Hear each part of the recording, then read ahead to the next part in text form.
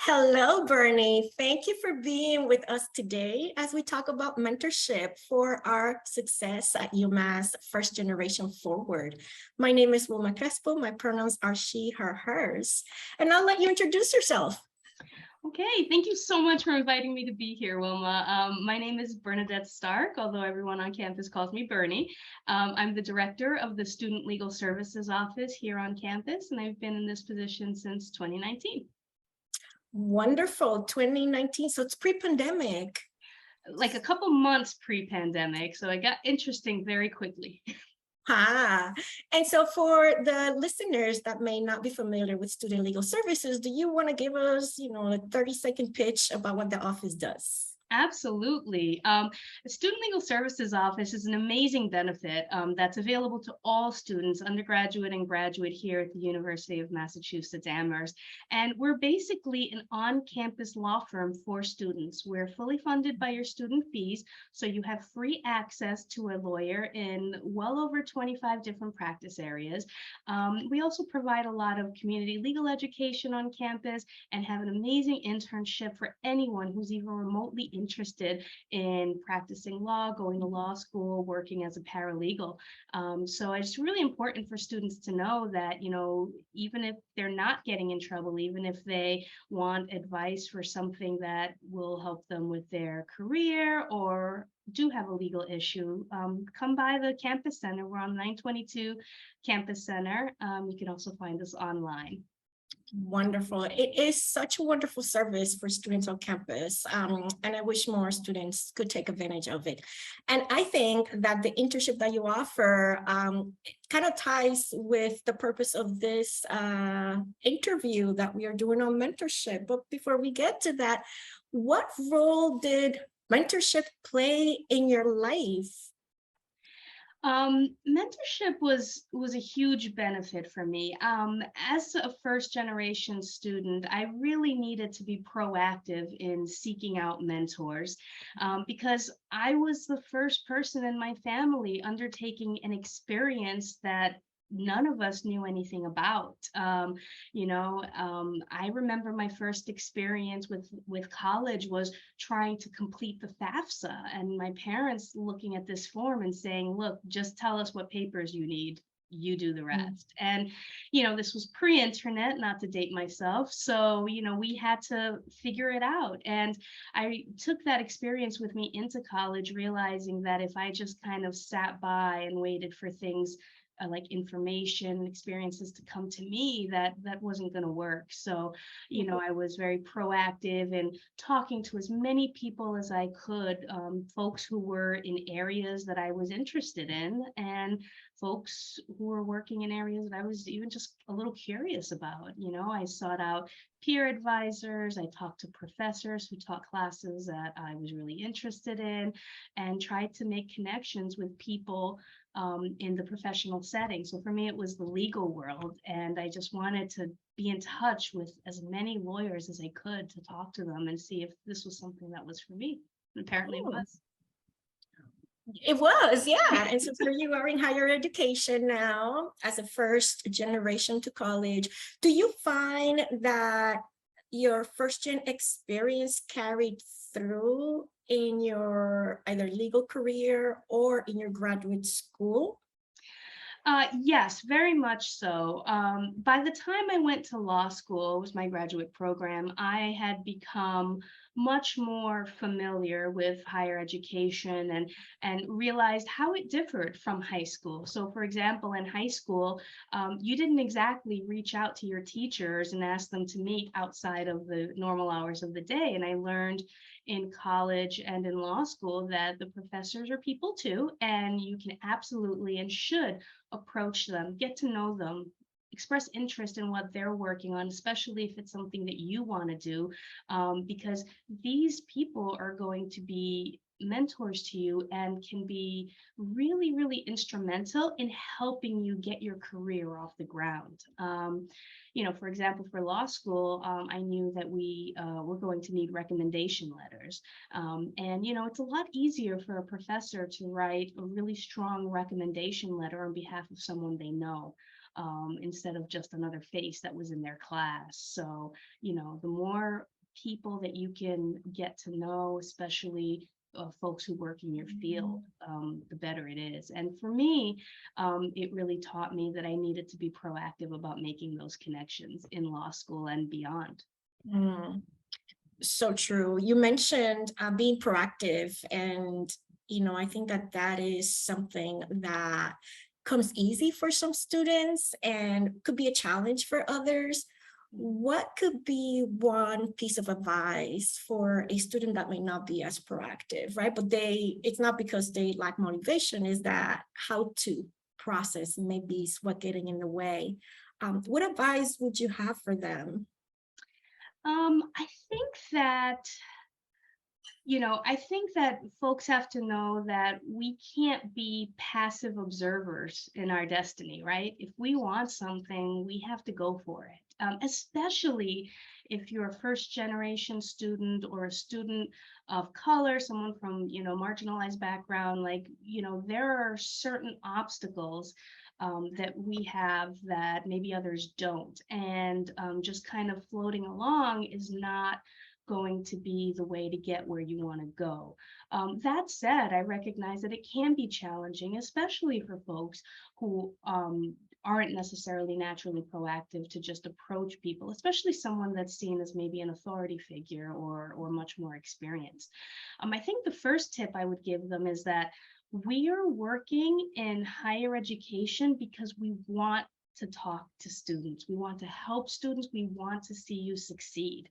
I was in private practice before I took this position at UMass, and the chance to work with students to help mold the future leaders of our world was really, really enticing to me. So if it helps, the students should know that the professors want to talk to you, the staff want to talk to you, we want to help. So maybe that helps break the ice a little bit. Another tip is go to office hours or reach out if you can. And if you're nervous about reaching out, go to events that maybe that staff person is having or that professor's attending.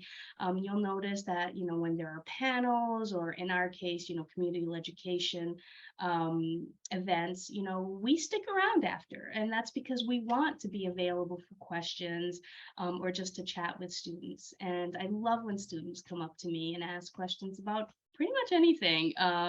So, try to go to the events maybe that folks are having, go to office hours and start slow in making those connections. Mm.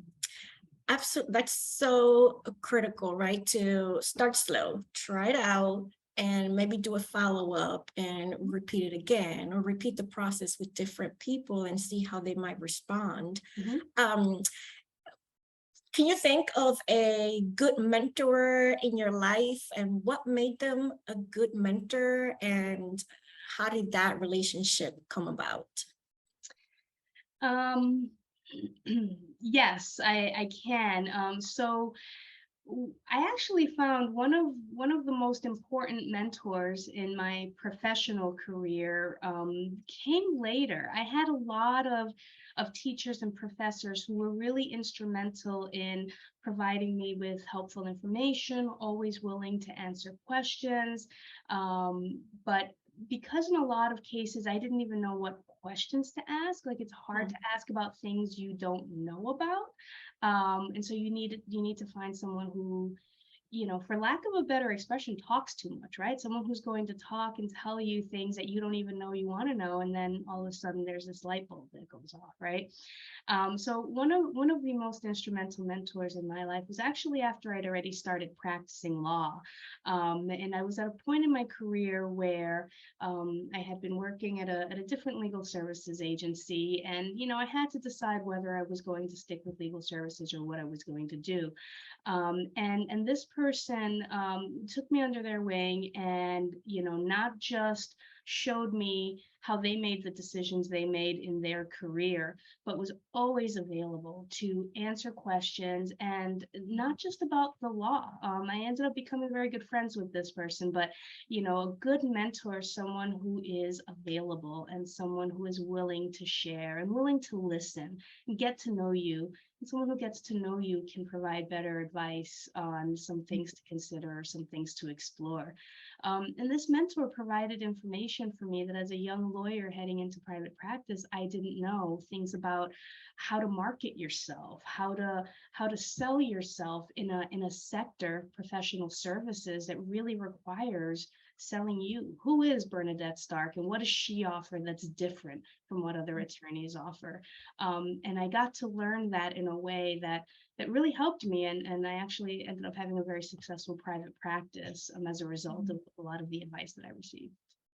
Wonderful. So, what I hear you say is that a mentor can be someone who is from their own experiences wanting you succeed and facilitating a lot of that information to help you in your own journey. And I think that that is true, like you stated earlier, for all the staff that work here on campus. Mhm. And it's important to know that don't stop seeking mentors. So like I said, Yeah. this person I had found even after I had graduated law school.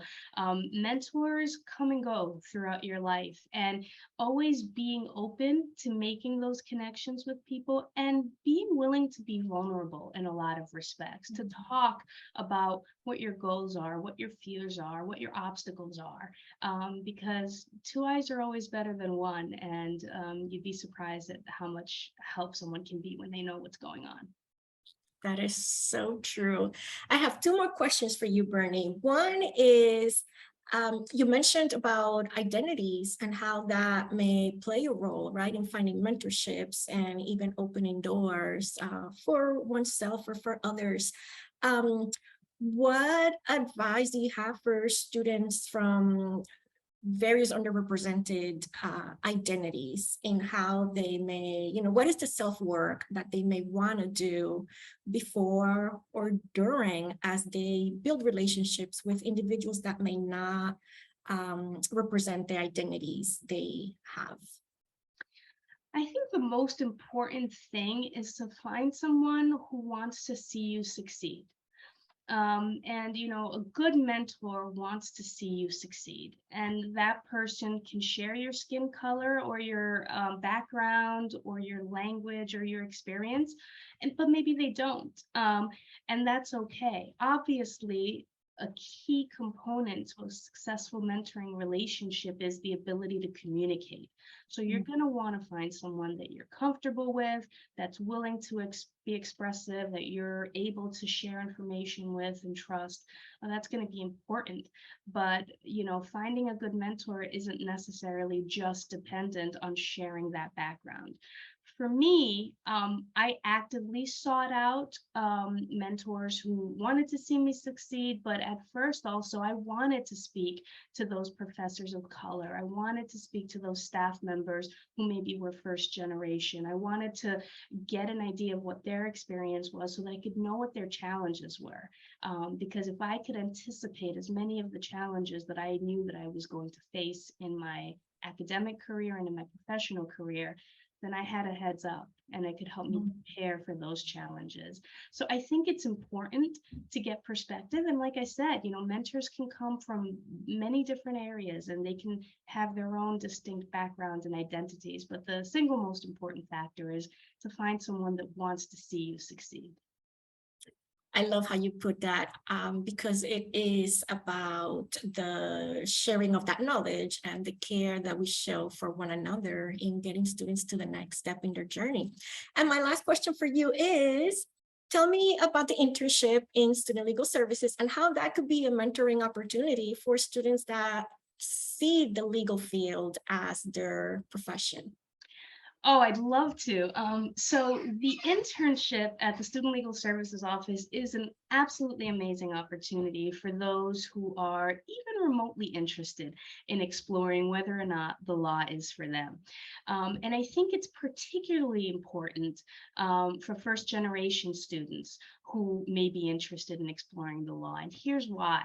I tell this story to folks when I talk about the internship because it was so amazing to me that this internship even existed when I first started working here and I learned about it. When I was in college or law school, like I said, I was the first person in my family to go into higher education. So I didn't know any lawyers. I didn't have any judges or lawyers or business people in my family who I could talk to about their experience or about the profession. And so having a law office on campus that serves students and that works in all these different practice areas, that is actively seeking student undergraduate internships, first of all, is a very rare thing. And second of all, it's an opportunity for these students to have this experience, to work full-time in a law office where you're meeting with clients, you're involved in every aspect of case handling, from client consultation straight through to court appearances. You'll be drafting letters and pleadings and helping the attorney represent the student in their matter. It's an amazing experience that you don't often find in the undergraduate setting. So as you go through this internship and you learn and you realize, wow, I do want to be a lawyer, or, oh my God, I never want to step foot in a courtroom again. Either way, the experience is invaluable because it has helped you make a more informed decision about your career, but it's also a tremendous resume builder, right? You're going to graduate with 6 months of experience working in a professional setting with skills that are transferable to any profession you enter. And we do receive numerous applications for the internship, and we're only able to hire 6 interns a semester. So it is quite competitive. And so what I tell people is, if you're even remotely interested in the law, please apply. Apply early and apply often. There are some credit requirements, so you'll have to check on our website to see what those are. But if you don't get in the first time, maybe you'll get in the next time. But it's an amazing opportunity, especially for those who don't have these kinds of connections in their family or in their lives. Wonderful. Thank you so much, Bernie, for sharing so much about your experience, your trajectory, your openness to mentor students through this program.